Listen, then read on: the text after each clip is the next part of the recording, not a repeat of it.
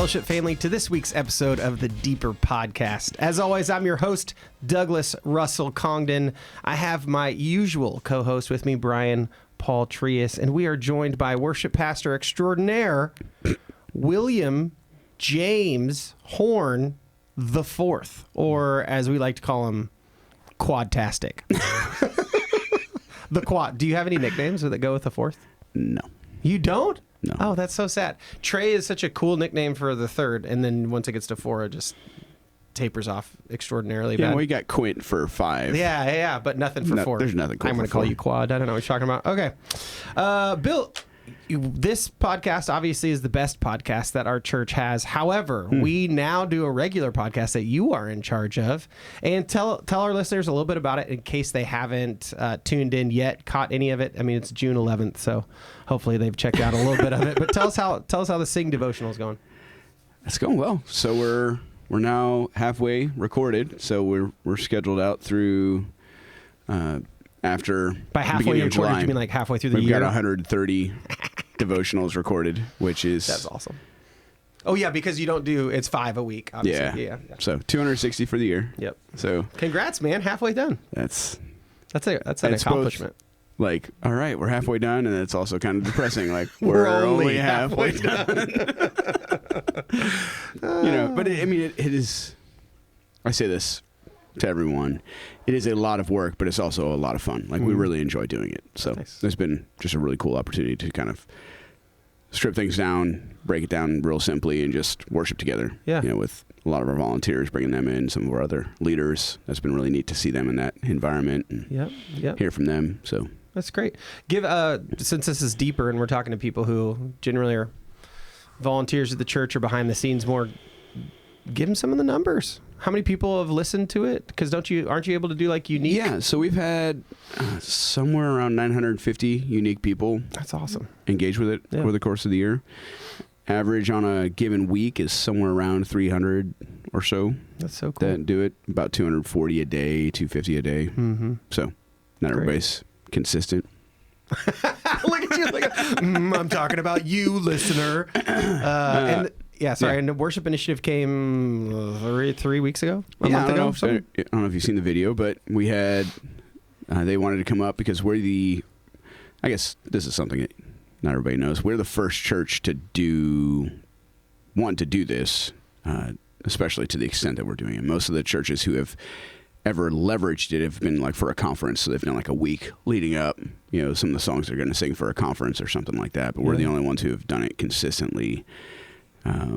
And we're the first ones to do it consistently, and the first ones to do it on our own. Like, we're doing our own recordings. Most people are just using the worship initiative ones and scheduling those or whatever. So yeah, that's been kind of a neat thing. We reached out to them after Joe had heard about it back, this is, I think, February or March last year. Shortly after they had started it. They had just started in January doing it in earnest. They did it for Advent, and then people were like, yes, we want you to keep doing it. So they figured out how to keep doing it. We reached out, started the conversation in March, I think February or March. We started recording in April for this year. And so April of 25. 25. Yeah. Or May. I think was the first recording was May. It's been a long labor of love. You've been working on it for a while. But because of that, they wanted to come up here and, kind of share our story and with the hopes of encouraging other churches to jump into this and use it, because it has been a blessing, I think, to everyone who's engaging with it. I think it's been an encouragement and a comfort. I get messages still on a weekly basis from people in our church who are just encouraged by it or comforted by it.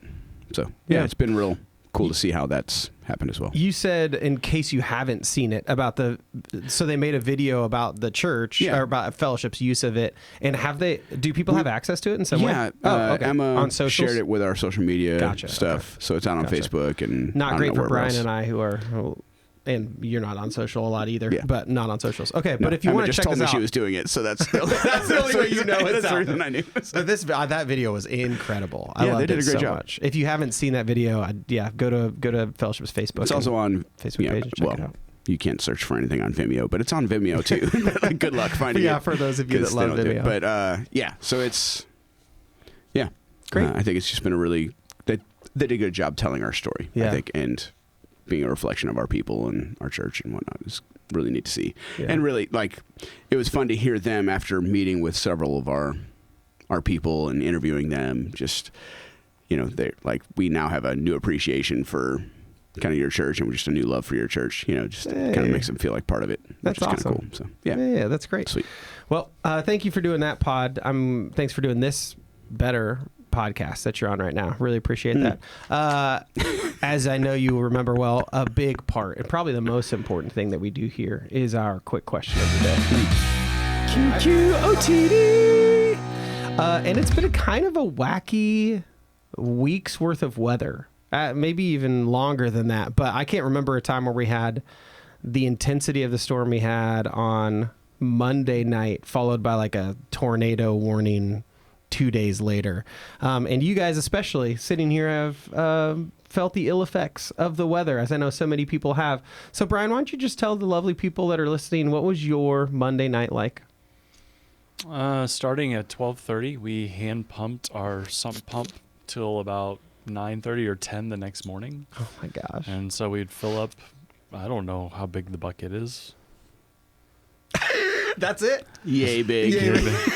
If you're not watching, he held up his hands about a foot apart. Yeah, a small thing, and Little run it bucket. upstairs and go down and just kept doing it. And so how did you, I didn't actually ask, did you like have somebody sleeping on the floor and one person doing it, and then when they got tired, they woke up the person on the floor and were like, hey, it's your turn? My phone recorded 30 minutes of sleep for the entire night. So Love it. we would have little periods where we would just take a break, but it wasn't very long. Was it just you and Betsy, or did the kids stay up and help too? Okay. No, they had no idea. Really? Okay. And you had to do that because you lost power? Some pup lost power? Lost power. Okay. And we knew that we had gotten so much rain in the not so distant past that the ground was still pretty saturated, so it was going to happen. So you were like sitting down there by the sump pump, like basically waiting for it to happen? Because I'm pretty laissez-faire about just about everything. But Betsy was. Yeah. Someone that I might be related to by marriage. Okay. What a night. And did you achieve the 24 I did. hours of I standing? had 24 standpoints on my watch. Never happened before. Hopefully it'll never happen again. Which, if you don't understand, that means he stood up for 24 hours. Yeah. No, that means 24 hours I recorded a minute of standing. Yeah. Oh, a minute of standing. Yeah, okay. it's only a All minute. right. Yeah. Oh, that's, not as cool. Not as cool as I thought. Never mind. Nope. I mean, sleepwalkers But do this all the time. Since I'm motivated by my watch. Yeah. Yeah. Yeah. Okay, Bill, what about you? What are you doing later today? Well, I guess they're kind of related. So, I'm going to relate them. So, yeah, make it related for me, Bill. yeah, we're replacing our sump pumps this afternoon, but which are down in our crawl space. We don't have a basement, thankfully, because if we did, we would have been done for with the power being out. We didn't get power back till like 1:30 the next day. But basically, our house is the low point in the neighborhood, kind of the downhill on the way out to the lake. And so, so we had a 20-foot river through our backyard for several hours that night. And I was just standing out there sandbagging our back door because it was coming up close. Oh, dang, dude. Yeah. We've dug kind of a ditch across our yard just to let it go where it wants to go. Yeah. But that after a point, it just still starts filling up. Intense, it starts rising. Okay. Yeah, so Diane's studio for her pottery stuff, and our back door, there's like a slab, and the water was up to the edge of the slab. There were like buckets floating around, like bins floating around right out there. 'Cause she's got a lot of her pottery stuff out back, and it's all floating around in that spot. Our trash can took a little adventure. Mars too? Under But the yours driveway. like floated in the river for a little bit? Yeah, it floated out into the driveway as it overflowed. So, and Lakehorn is still in effect back there. Is it really? Yeah, Do your kids play in it? No. Oh, it's not like a fun thing? No. Okay. Don't make that face. It'd be fun. It's not. It's pretty not gross. clean. It's pretty gross. Oh, that's too bad. And we also have chickens in our neighbor's yard, so that's nice. probably Little- chicken stuff. Little chicken poo in the water. That's so great. Yeah, don't want you getting that in your mouth. Yeah. Man, lots of stories of craziness. Diane wants to make a pond. That's she does. She's pushing for a pond. Like, can we just dig it out and you let do it go? Is that you could make it like a koi pond or a garden that's what pond? she wants to do. Yeah, there you go. Or she wants ducks. I'm like, yeah, I don't know about that. That's They poop everywhere. Brian, as They opposed do, exactly. to any animal though, like clean up and stuff, just not your style. Yeah. Okay, the QQOTD it's long lost now. I was just going to ask you about memorable storms, but we're just going to say these storms are memorable because we're already like 10 minutes into this thing. Hey, so moving on. Oh, by the way, though, I think it's okay to just announce this on the pod. Hands of Hope is that group of people that we volunteered to help, especially people in our church who have needs. If you know of somebody in our church whose basement flooded or who needs serious help on their house right now or limbs down, you can reach out to Brody or you can reach out to Lorraine and let them know. And we have a process. We're trying to help people in our church who have needs right now post-storm. So let us know. Let us know if you know somebody. Okay, we are in Greatest Story Week 24. We are still in Kings and Chronicles. We're headed into the story of Hezekiah, and it's a good one, finally. You know, it feels uplifting in the midst of some of the terrible kings that we've had that we get to Hezekiah, which is a great, sweet story. And time frame of this guy is what, 600s? Before Christ. Thank you. Super helpful. I think this is around 600s BC. I'm not quite sure, though, in between. I think it was 700. Yeah. 700. Oh, just pretty close like to 710 or something. Okay, like that. okay. 710. Thank you. I don't know if that's actually right. That's what Joe said. Okay. Joe's big idea in talking through the Hezekiah story. 715. 715? Mm-hmm. Okay. Thank you. 715 BC is the main point that he talks about is the seeds of revival taking root in the soil of the saints. So he talks about Hezekiah under the banner of the idea of revival. And as for those of you who have heard Joe at Welcome Party or at any point in his kind of vision mission of the church, he talks about how he has desired and prayed for to be a part of a major spiritual awakening in Topeka, Shawnee County area. And so he sets that up and talks about it. And so I just want to ask you guys some questions on the revival front. So 2023, I'm pretty sure it was, we had a revival that kind of caught news. It was called like maybe the first viral revival ever, but it happened at Asbury, if you remember that college, and it was one of those things that started at a chapel service. Kids stuck around, they started confessing, and then through confession and worship, it just kind of stretched out over a period of a couple of weeks, and it became so talked about, so viral, so posted about that like major kind of movers in the Christian church scene were like showing up and being a part of it and talking about it and podcasting about it. And so it was like this revival piece. And out of that, almost there was a revival movement that started where somebody was like, well, let's make this a thing. And it's called Unite Us. And they go around to colleges and they would say over the last couple of years, they've had, hundreds of thousands of students come, and then like about 10 to 15,000 students give their life to Christ for it. So let me just ask you this question, super broad, and I don't think there's a wrong answer, but when you hear about that, like let's say when you heard about the Asbury revival originally, what's your initial reaction? What's your initial thought at the term of like a revival happening somewhere in America right now? Do you remember? Yeah, if you would have asked me when was the last American revival, I don't think I would have come up with that. Yeah. Now that you brought it up, I do remember it. I would say I probably was a little skeptical, just in terms of like in the age of social media and stuff becoming viral or stuff becoming showy. I think that's probably the initial reaction. There were some, I think you can call them celebrities. I don't know what you call them, influencers or whatever. Let's be honest, though. That's a good. You can call them celebrities. That like I actually do respect their opinion, and they were like, guys, this seems legit. And I was like, oh, great. That was kind of my extent of it. Like I didn't. I had no desire to like go yourself, be a part of it. The thing you said about it afterward was Unite Us. Like I never heard of that. And so I probably wouldn't categorize it as a revival just based on my thoughts about what that word has meant for me. When like it's the Jonathan Edwards, the First Great Awakening, or the second one, which was less good than the first one. I don't remember a ton from my church history classes, More but Finney. I do remember that. We were The just second talking about one, Charles Finney earlier. Not as good. Right, but they Yep. were broader. They were Yeah, like yeah. multi-state, multi things, and so, that's just kind of, I think I tend to be skeptical about things that pop. Yeah. Yeah. Okay. But yeah, what about you, Bill? I mean, it's kind of a funny thing. I mean, I think we glorify this idea in a sense and kind of want something spectacular to happen, which I don't think is bad. So I think we, in our generation, our culture likes things that are remarkable, and wants to kind of have stuff to hang a hat on. So I think that's the reason that stuff becomes noteworthy. But I mean, I think in those kids, they weren't worried about, stuff being publicized or shared or whatever. They were, confessing their hearts to the Lord, and He was stirring something up in them. They didn't want to, leave that. So I think there's kind of like two sides. I think the spectacle nature of it is the stuff that drives me nuts. Yeah. Like that we want to make everything into a spectacle. Yeah. And we want to turn things into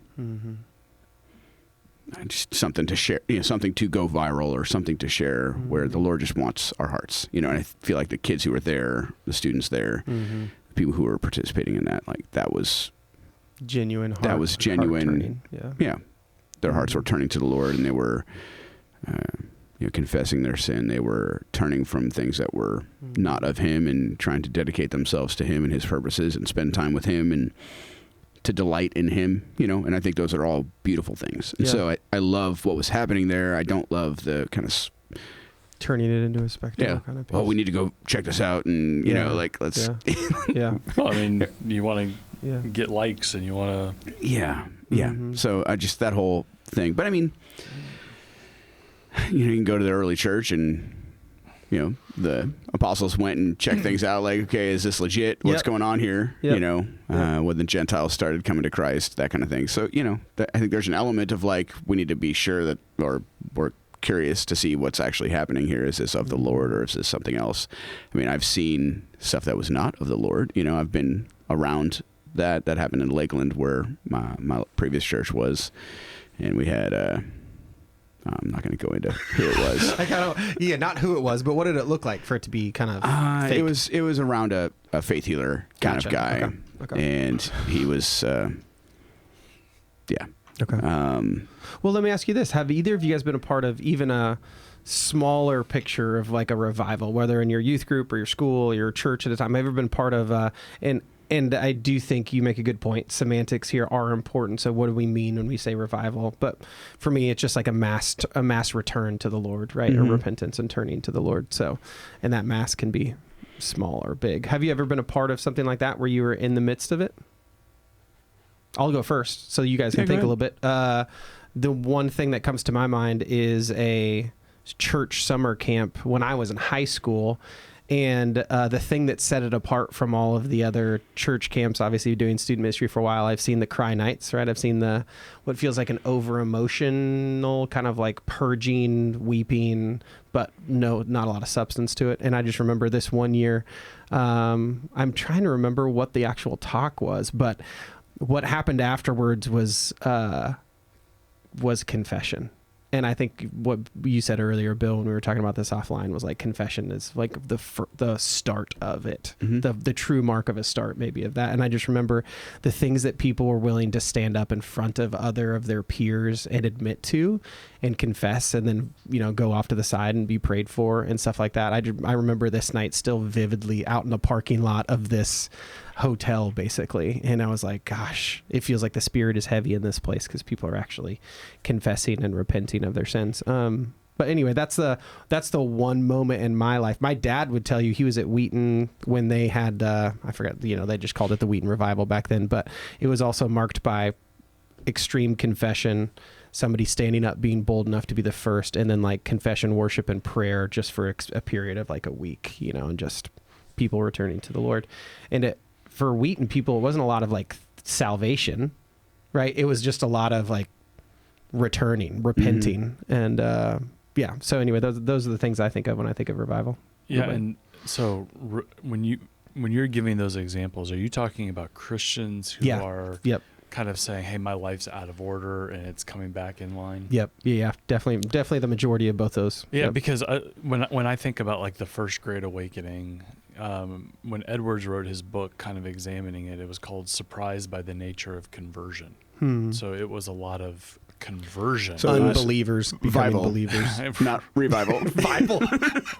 It was life, not coming back to life. It was life. So I would say that the two things that stick out in my lifetime, not that I've attended either of them, were one would be Promise Keepers. Like that was a thing where it seemed to get movement.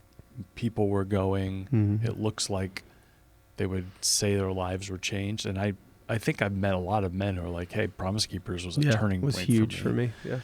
I don't know how much of it was an event versus a lasting deal during the year, but that's not for me to decide. The second's Passion. And I remember all of my friends went to one day, like when it started. I guess you were in Texas, so that was, that was there. And I couldn't go because I was the only one who had a job. But like I remember that taking root and that feeling different. Mm-hmm.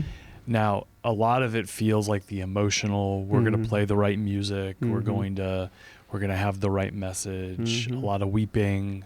Confession is good.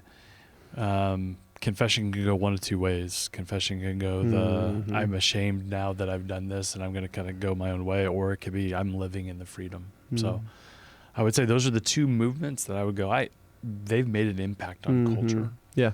Yeah, I like that. Okay. I mean, I went to the Promise Keepers thing at DC that they did in 97? 90 long time ago? Yeah. 1997, where they had just, there's like a million men on the mall. Yeah, it was kind of like that. It was on the mall, and they had, I remember it was ridiculous, the amount of people who were there. Really? They had screens kind of all like back, spread, every section of the mall. They had a new screen kind of and set of speakers so you could hear what was actually going on the main stage, which is on one end of the thing. It was wild. So, but, that was, I think it was just too big to actually be effective, and it was kind of like we're all there sitting on the grass, and it's hot, and we're trying to just understand what's going on. It's like there's an echo. It's just kind of this weird. It was funny. So I think it was well intentioned, and I think it was good to be there with along with a bunch of other believers. I thought it was encouraging. But I don't know if I would typify that as like revival. Yeah. I'd say the biggest, probably the closest thing would be our summer camps. We did summer camp with a bunch of other churches. 'Cause my youth pastor came from Tampa down to the town where I grew up, Port Charlotte. And so all of the youth group he came from, there were a bunch of youth pastors who came from that youth group. And so all of his friends were now youth pastors at different churches in Tampa, in the Tampa area, plus the guy who had started that youth group, and then the guy who had taken it over.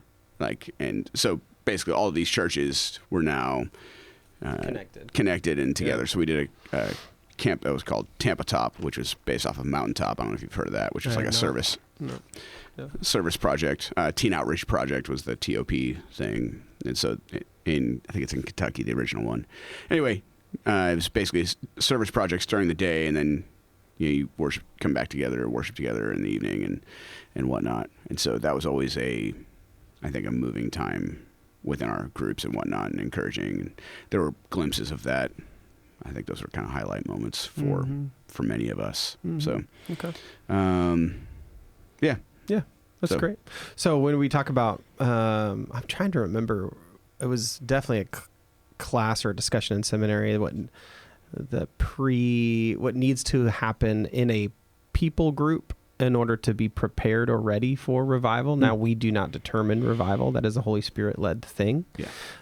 But when we're looking at what Joe's points are throughout the talks, right, he is trying to hit on what our heart condition needs to be in a place of revival. Or he uses the parable of the soils at the end, and he talks about the soil of the saints at the beginning. So I'm going to go through these three things, the points that he hits on when he's talking through Hezekiah, and want to ask you guys a question about it. So the first thing he says is we need to have a radical alignment to God.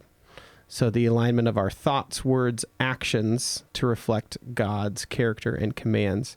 And I liked his comparison here, radical alignment versus random alignment. That I'll talk more about that later, but I liked his comparison between those two. Second thing is desperate prayer, humbling myself by seeking God first and trusting who he is and what he alone can do. And that's versus distracted prayer, desperate versus distracted.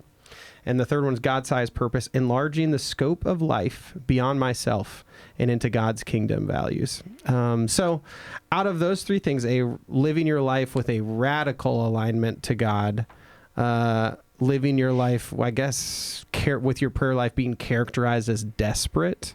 And I don't know if he's actually going to keep that word or not. We gave him some feedback about that. And then living your life with a God-sized purpose. Out of those three, which of those is the least surrendered to God in your own lives right now? Like if somebody were to be like, oh, you need those three pieces of the formula, and then you'll have a personal revival in your heart. Which one would you be like, well, I struggle the most with this one? I'm not None. None. None, is that you said? Okay, I'm not a I can see the revival happening. Sorry, Bill. Go ahead. You're not a desperate prayer? Yeah, I think desperate prayer. I don't know. I think I struggle with just the idea of even just like the persistent prayer, the persistent widow. Preach. This is what I was going to talk about too. Yep. I don't like being annoying. Yep. Agreed. I don't like repeating myself. And if I've already said it 10 times, then God knows. It's that difficulty of like, And so I really just, there's nothing that grates on me more than when my kids are like, what? I'm like, I'm not saying it again. You missed it. You're out. Sorry. I thought you were going to say there's nothing that frustrates you more than when your kids ask for the same things 25 times in a row, which also would tick me off. I heard you the first time. Yeah. You don't need to say it again. Yeah. Yep. You're not wearing me down. You're just making me irritated, and I'm less likely to say yes every single time you repeat yourself. So the chances go down. Yeah, exactly. You're getting upon repetition. farther away from this. Yeah, becoming a reality. And so I think just like that mindset as a parent and whatnot, I think I struggle with that one too. And yet, again, I cannot remember. I should have looked this up ahead of time, but whether it was stinking Keller or Edwards or somebody, the most important part of revival is prayer, right? Yeah. Is that. So I remember reading this over and over again about you got to basically be on your knees before God with a group of people for, who knows how long. You're on God's timing. But and then I think about, my own prayer life was like, I could do that one time. Like let's go. Let's get this big prayer gathering. Let's pray for a couple hours. But like, you tell me I got to do that every night. I don't have that persistence in my prayer life. I don't have that desperation either.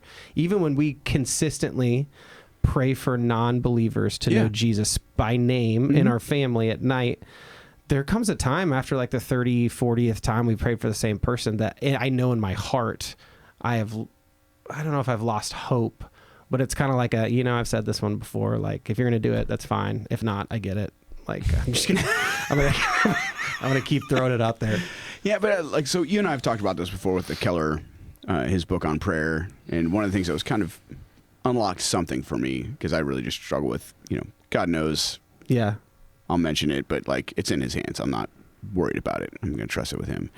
But the idea of God has determined maybe to give you something, but he's waiting for you to ask so you know where it came from and you don't think you're the one who did it. So it's basically like making it so that you are a safe person to receive a blessing from him without taking credit for it, that you're going to give credit where it's due, and that is from his hand. Yeah. And so that's something for me. But again, I don't think desperate is a word that would typify my requests of God in any. There are a few things that I think I've been desperate about, but I don't think that's kind of a norm overarching for me. Description of your prayer life. Yeah. The urgency. That was one of the words. Yeah. Yeah, and I think that's a good word for it. Yeah. Well, Brian, sorry, go ahead. I don't know why that is. but I Brian, you guess can't it's answer that one because we both took it. So you have to Yeah, you choose gotta one of the pick other another ones. one. It's my party, and I can do what I want to. I mean, for the same reason that you guys chose the second one, I'll just choose the first one. Yeah. I don't know what in my life would be classified as radical, right? I would look at a lot of my life and say, yeah, I try to align to God wherever, but every time I read Scripture, I'm like, yeah, like I'm not willing to do that, or like I'm not sold out wholeheartedly to that, or so radical alignment to God's plan is a very difficult Oh, yeah. place to stay. Yeah. Nice. Well said. Yeah. Because you can get there for seasons. Again, the random alignment piece, you can definitely get there for seasons, but radical does. Or in pieces, like parts of your. Yeah, I'm true. radically aligned in In this area. This area. Yeah, my like life. even the rich this young one ruler. over here. Yeah. Let's just Yeah. sweep that under Like the even rug. the rich young ruler, where he's like, yeah, I've done all those things. Those are all good. And she's like, yeah, what about this one thing? The guy's like, yeah, I can't do that. Yeah. Okay. Thanks for your honesty and vulnerability there, guys. Appreciate it. Let's talk a little bit about, let me see. What do we got? Time? Yeah. Let's talk about if you were going to use the lessons from Hezekiah, we're going to go strategic vision, to be intentional at home or available in the world. And just to recap, Hezekiah, the stuff that Joe will talk about, since it's not going to be cutting room floor, but he reopens the temple, he reestablishes worship, he tears down the high places, he returns to God. What else am I missing here? Reinstitutes the worship at the temple, so the Levites. Priests, Recommissions them. Organizes, commissions them, and then obviously in his says no to Assyria. That he's not going to bow down basically to them. So when you think about who Hezekiah was as a leader, the character that he showed, the faithfulness to God, any ways you can take lessons from his story, his life, when you think about being intentional at home or available in the world? I mean, I think about with my kids when they're up against something that seems Great. impossible. Good point. Like, look at the way that his response. I love Hezekiah's response. Like, Lord, I don't know what to do. Like, here, this is what's come up against me. You see it. He like laid it all out before him. You know, I love that. Just laid out the letter. Like, here you go. Like, you can't see this, but here it is. But I think it's an act of, I think that just is a picture of his heart of like laying this before the Lord. I think there's something to that for us. It's for our sake to do that kind of thing. But just, Lord, I'm bringing this, all of it before you. And I don't have a solution here. I can't save myself. I can't fix this. They're way more than we are. Like, we're going to die if you don't do something. You know, and I think that's why it was so desperate. And so I think just that idea of when you come up against something that seems insurmountable or impossible, like, bring it to God and trust him with it, you know? Yeah. I think it's a great lesson for that. That was a great answer. I wish I could do the snap thing. I can't do it. Can you do the frat snap? No. Is that what that is? Yeah, where you like make the. Were you in a fraternity? No, I was not in a fraternity. There you go. You can. You're better. Who was in a fraternity here?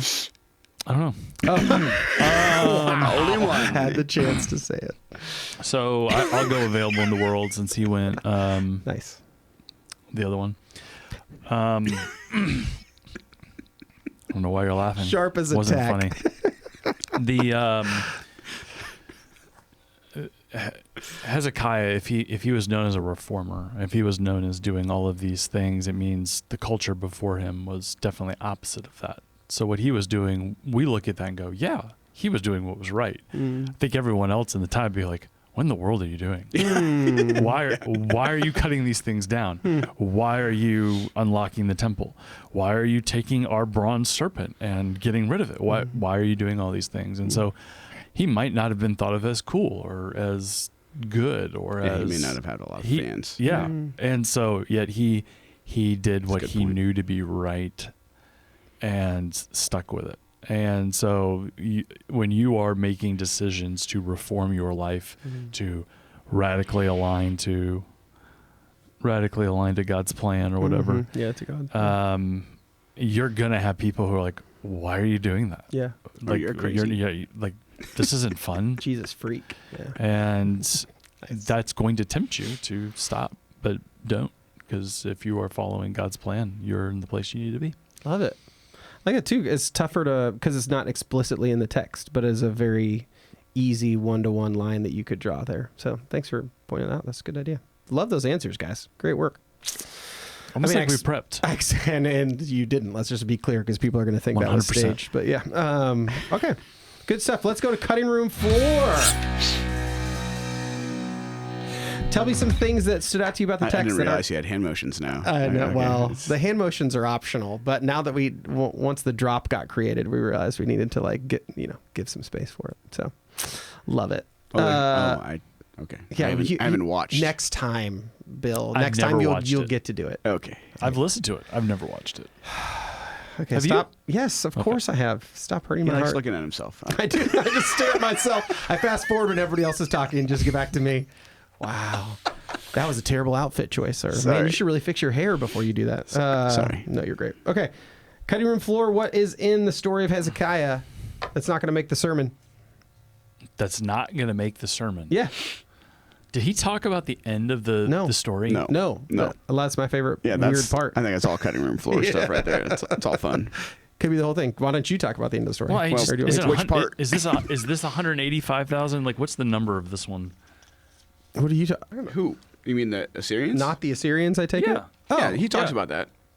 That's not the good. angel of the Lord went out and struck Yeah, out yeah, that's in the sermon. 185,000. Remember? Yeah, that's in the sermon. He said It's like the little he close. made the joke about your kid waking up in yeah. the middle and I looking see over the dead wall like, I people. see dead people. Oh, that got me so good. I was Anyway. not ready for that because he was so serious up to that point. We don't know if that's actually going to make the message. he better but leave that it's in. fun. That was hilarious. Anyway, what about the 185? Just, Just crazy. Finish your thought. It's crazy It to is think about nuts, dude. that there Nuts. was a massive army outside. Yeah.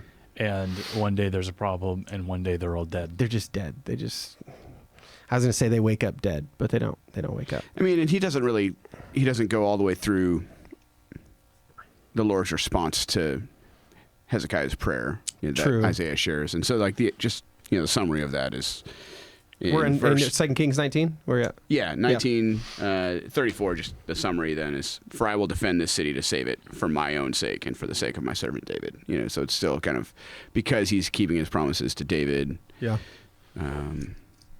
to preserve a king Yep. in his lineage for his people, and it's God's glory on the line. I know it's when you get to 34, it's a great verse to be like, I'm doing it for me. Like, I mean, this is about my glory. It's my city. This is, I will save it. Yeah. Which I love. And I mean, that's what Hezekiah appeals to, Yeah. It's like, are you going to let them defile your This name, is your name. and your people Yeah. and your city? This is your glory is at stake here, not mine, so, Yeah. and I think that's a good part of this for us to consider.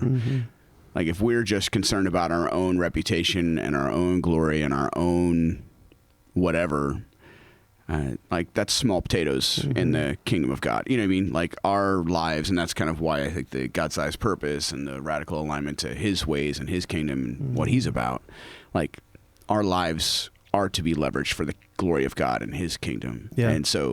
And that's where the urgency comes in. Like, we want his kingdom to come in. We want his kingdom to take root in more people's lives. Like, if that's what we're about, that's the stuff that he's about, and of course he's going to answer. And I feel like when people in the Old Testament, especially leaders that God has chosen, appeal to God's glory and God's name in their prayers or their, even sometimes their back and forth with God, right? That has a much better response from the Lord. A lot of Moses, a lot of the Psalms. Yeah. Yeah. I mean, I love praying like that. God, for your name's sake, will you do this? You just can't do that like fraudulently. Yeah, right. Yeah, you're not using it. Asking for what you want in his name. Yeah, exactly. Got a new car, but for your glory. Everyone will know it came from you. This Ferrari. I will put a personalized license plate on my Porsche that says "To God's glory." Yeah. Okay. What I thought Brian was going to talk about was the end of Hezekiah's life. Yeah. Where he gets sick and Isaiah comes and he's like just praying to God, like, God, I've served you faithfully. And the Lord tells Isaiah to go back and be like, tell him he's got 15 more years of life, which is a crazy amount more of life. And first of all, how gracious of the Lord and how sweet the relationship clearly is between Hezekiah and God, that he answered his quasi prayer / complaint in this way. And then OT just holds back nothing. So immediately talks about how in his 15 years of life that he got back, he lets the Babylonian people see everything in his, walks them through and clearly is braggadocious. And God's like, well, great, because they're going to come back and they're going to take all that stuff, including your sons. And Hezekiah says, that's okay. As long as it's peaceful while I'm alive, I'm okay with that. And you're like, oh gosh, what a terrible way to end, right? After all of that, but whatever. Yeah, but the cluelessness.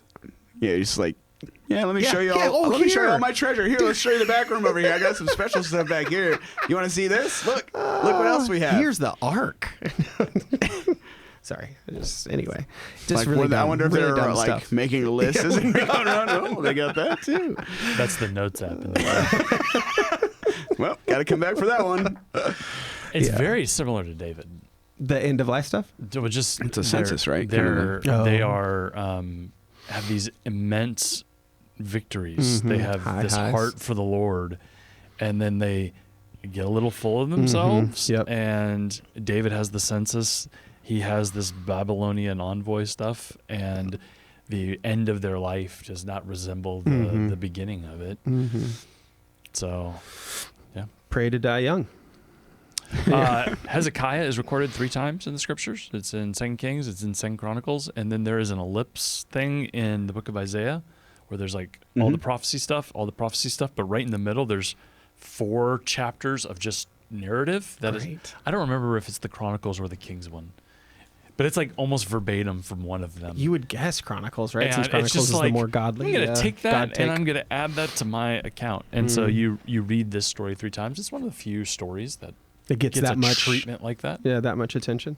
Good point. Yeah. But I think it's helpful for us to think about Isaiah then. As we're reading Isaiah, a lot of what he was prophesying was happening during the life of Hezekiah and these events in Assyria and all that. So you read about so what Brian's talking about is 36 and following in Isaiah. Thank you. 36 through 39. But and it's the sickness and recovery, the envoys from Babylon. Like it's the bad part. It's also the prayer. It's got the prayer. It's the prayer and Sennacherib. So basically, it's this little chunk that we're talking about. But but I think it's helpful for us to kind of, as we're reading Isaiah, like it's in the face of Assyria. So that's where we get like the suffering servant passage, things like that. The prophecy that's what the Lord's going to do for his people. He's not forgotten them, and ultimately his purposes will prevail. But it's going to be rough. Yeah, it's the bridge between the book of judgment and the book of hope, as they are in Isaiah. I like that. To end on a more positive Hezekiah note, Hezekiah's tunnel, which Joe talks about. We've all been in there, right? We all did it. With my Brian had the funniest. He took 2 book lights, or like one of those dual book lights, and he had it clamped to his hat bill, and he looked like an alien in the dark. He saw these 2 lights. I have a picture. Did you turn them off at a point? Because I remember when my dad leads it, at least there's a point at which he like stops and is like, everybody turn off the lights. Yeah. Right. I think did you guys do that too? Yes. Okay. I think so. I don't remember. So at some point you turn off your alien lights. I think we did. Okay. But I got further back though than everyone else. At one point they were like, Brian, in are the you back there by yourself? That's a little very scary. Par for the course. Okay, but you weren't he was just taking it all in. Scared, claustrophobic at that point or not? Okay, you're good. Okay.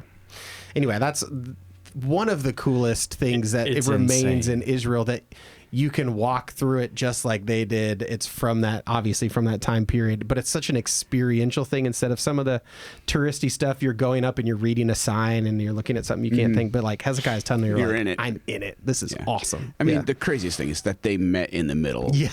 Without any technology. Are you like knocking on the walls as you're getting close? Like, I'm over here. I've wondered what that just nuts. Looks like. Only God. Yeah, but that line that they show you when they show you the tunnel, you're like, yeah, that's not straight. They made it, but not the most efficient way, but it happened. Yeah, it's even the fact that they even got close. Yeah, I don't even know. Yeah, just love it. Thank you, Bill. Why don't you close us? Pray for our congregation, small groups, community groups, rather. Anybody who's listening to the pod.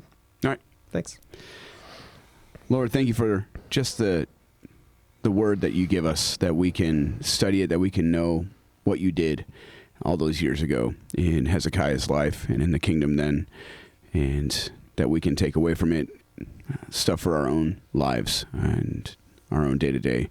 Lord, help us to have a faith like Hezekiah that just calls to you, that is desperate in prayer, that we align our lives to your purposes and to your ways, and that we would truly be desperate in our prayer, that we would be urgent, that we would recognize the stakes of the things that we're praying for, that we would be leveraging our lives for your glory and for your name in this life, and that the things we'd be praying for would be around those things, and that you'd be exalted in our daily lives, not just in the big things, but in the small things, the everyday things. And I pray that for our congregation, for all of our community groups, all of our leaders who are listening right now, that you would encourage them, and that you would help us all to align our lives to you, Lord, that you would call us to yourself, that we would truly confess our sin and seek you out, and that you would revive our spirits, Lord, and that we would be a reflection of you wherever we go. We pray this in Jesus' name. Amen. Amen. Thank you. Thanks, Bill. Thanks, Brian. Thank you, Fellowship family, for tuning in to this week's episode of the Deeper Podcast. We'll catch you all next time.